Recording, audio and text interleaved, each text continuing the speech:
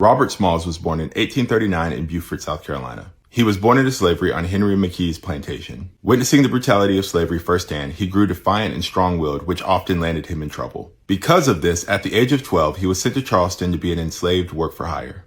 He initially started as a waiter for a hotel, but eventually found himself working in the Charleston harbor. It was here where he met his wife, Hannah Jones, whom he married. Since it was 1856 in South Carolina and these were two enslaved people, the state did not officially recognize this marriage. At the turn of the Civil War, he found himself as a crew member on the Planter. This was a ship contracted to the Confederates as a transport ship. His time would be served as a pilot. By 1862, he had gained complete trust from the white crew members. What they didn't know is that he had been plotting to set his family, his other black crew members, and their families free. On May 12, 1862, the white crew members left the ship unattended. They decided to stay in Charleston for the night. Around 3 in the morning, Smalls and the other black crew members took the ship and sailed away. They then went to go pick up their families. Thanks to Smalls being a pilot on the ship, he knew all the proper signals to get past the Confederate posts. He and around 16 other people made it to the United States Navy and they turned the ship over and they were free.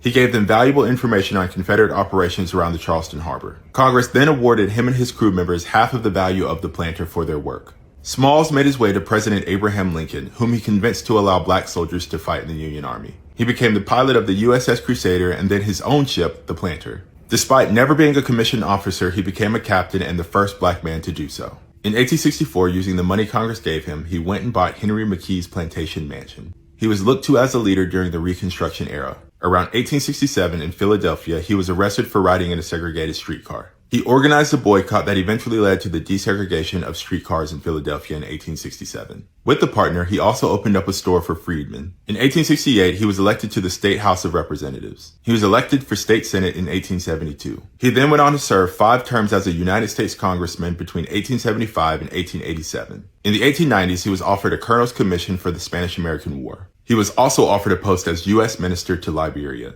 He turned them both down. In 1897, he was finally given a U.S. Navy captain's full pension. He died in 1915, but inspired numerous formerly enslaved to go and build up the Beaufort area. And it became a symbol of black hope and success during the Reconstruction era.